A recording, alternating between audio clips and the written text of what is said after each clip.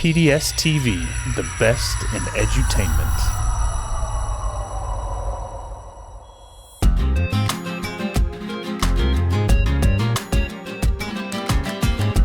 Okay, so I'm so excited about this interview. Of course, we go way back.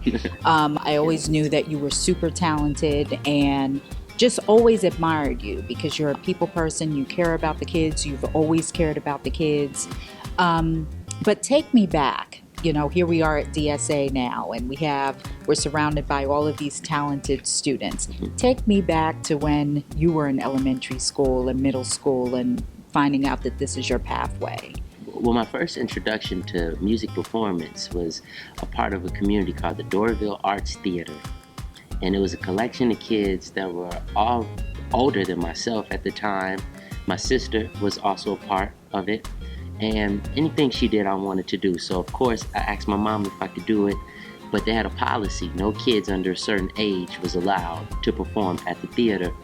And my mom goes to the director, a guy named Jim. You know, may he rest forever in peace. And she begged Jim to let me be a part of it. Jim, I guess he was so persistent that he let me audition, and I ended up making the Dorville Arts Theater as the youngest member, you know, by far. And that was also the place where I did my first solo, which was a Michael Jackson solo. For Beat It, which remains one of my favorite songs. And I remember I had this brim hat on, and we had these curls that were acrylic to the brim of the hat, so it looked like I had, you know, the curly bangs. And everybody thought it was so funny, and I could not get that moonwalk to save my life. I'll have to teach you that. That was the first introduction, and from there, I pretty much followed my sister anywhere she went. So when she joined a magnet program called Avondale Elementary High School Performing Arts, I joined the elementary program for performing arts around the same time. And I also had to audition to get in. I think you had to choose two talents. I chose to sing and dance. And I made that program, and that was pretty much like the thing that I credit to maybe changing my life the most, was being flung into an environment at an early age that celebrated my creativity, that embraced for us to be, you know, individuals. We had drama class and music and dance, and those were mandatory credits like math and science. And that was the first trips I ever took to see the symphony, to see the ballet. Wow. So, you know, now that I'm sitting in the auditorium of the old Avondale High School, now DeKalb School of the Arts, I think it just is proof that, you know, supportive mom never told me no, never told me can't. A school environment that supported, you know, creativity, and also a stroke of luck. The first lady that discovered me, her name was Joyce Irby. Okay. Formerly of an all-female funk band named Climax. Yeah, that's right. Joyce was a hell of a bass player. Yeah, absolutely. And also a great songwriter. And she was scouting for young talent between the ages of 10 and 13. Okay. She looked in a phone book, and she started calling schools. The third school she landed on was Avondale. Wow. And when she called my school, she asked if they had anything for her, and the lady, thankfully, the receptionist said, you know, that's not my field of expertise, but let me get you on the phone with the music director, a guy named Mr. Sheffield. And he said, you got to come down here and see this kid. He's really good, and he's going to blow your mind. Wow. And how old are you at this time? I was 10 years old. Okay. At the time. And she came down, she watched me perform at the elementary school on the stage just like this. Right. Me and my music teacher, and he played the piano. I sang Stand By Me, but I Believe I Could Fly, and pretty much the rest is history. She signed me to my first recording contract at 10 years old with Warner Brothers. With Warner, Records, one of the first black African-American female executives worked for Warner Brothers at that time. Her name is Denise Brown. Yeah. She also lives here. Yep. And Yeah, they signed me to my first deal. I cried. Yeah. That's the first time I ever realized that a dream can turn into a reality. So how do you know at this point that, okay, I'm in school, I have to make a decision between career and education, or was that your view at the time? Well, very early on in the recording process, we had to actually get homeschooled. We had tutors that would travel with us when we would go on the road. But I always wanted to look forward to coming back to the performing arts program, to share my endeavors with my friends. Yeah. And it wasn't until I started my first year of high school, which in this program starts in the 8th grade. Okay. I started my first year of DeKalb School of Arts, which was at another location.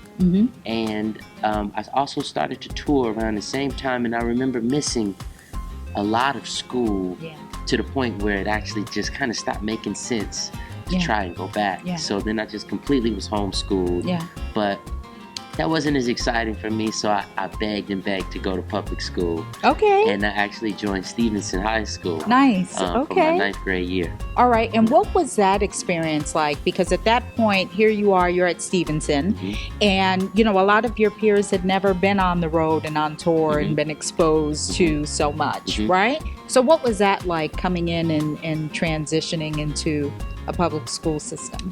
Funny thing is, I never wanted to talk about that. I made it a goal not to talk about, I guess, the fortunate things in my life early on, because I didn't want to be different. I wanted to fit in. I really wanted to try and be normal, which in my mind, I thought that was more normal than anything. And I wanted to make friends. I didn't want people to like me because of what I had or, anything but who I was personality-wise. So I tended to disguise it more often than not, but I learned early that love never dies when it's real.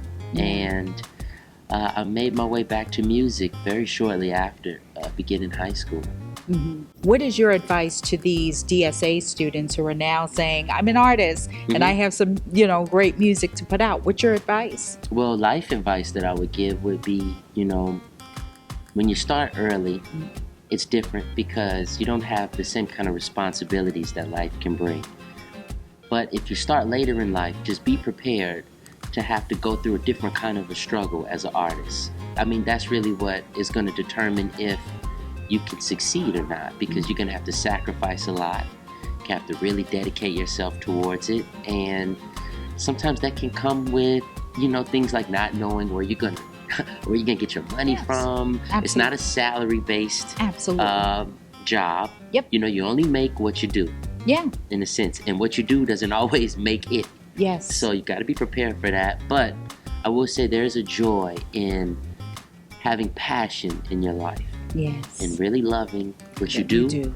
And no matter what it takes, it being worth it. I think that is a real peace of mind that comes from that. Yeah. So I would just encourage them to find out what that passion is and go for it. Go for it.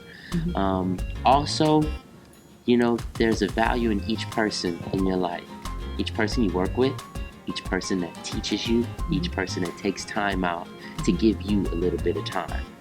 So just really appreciate the value of each person, because nothing is done alone. Okay, so tell us about your project now and what went into the writing and production of this particular project. Well, I wanted to make it as personal as possible, as humanly possible. I wanted it to reflect a true, genuine human experience, right? So what I did was I just took all the inspiration that was going on in my life at the time, transferred it to, my sessions. One of the first catalysts was the collection of vinyl that I had amassed during my time away. And it was all of this good soul music, like Bill Withers, listen to Bob Dylan for the first time. Nice. Fela Kuti, which is a African funk band. Oh, yeah. James Brown, of course, Marvin Gaye. I'm a James Brown fan. And so what that made me do was it made me value instrumentation. Yeah. And kind of just the energy that goes into not only writing original material, but also performing original material. Sure. So listening to Prince also encouraged me to become my own producer and songwriter. So I just started producing my own songs, Good writing for my you. own songs, and I took whatever instruments, maybe orthodox or unorthodox, and applied them. Like, I play guitar on pretty much all the songs. Okay. And then I also play my son's toys in some of the songs. Okay. As percussion. Nice. Just kind of getting creative with it. Sure. The Spelman Women's Choir. Nice choir. Was something I always wanted to do. My cousin sings in the choir. Wow. My first cousin, Tia. Yeah. So that was personal for me. Okay. My son, River, is featured on the album. Can River sing? Do you see the musical talent? Yeah, Okay. He can carry a note. Okay. Yeah, he can. And yeah, just as personal as possible, really. Okay. Yeah, as true as possible. Check me out on Instagram. I'm Curly-Headed Black Boy. Twitter, Lloyd_YG. Okay. And then my album, True, is available on all streaming platforms, Apple Music, Spotify, Tidal, and so on. Okay, awesome. Well, thank you so much. Thank you for having me. Hey, this is Lloyd, reporting live from DeKalb School of the Arts. I love DeKalb schools.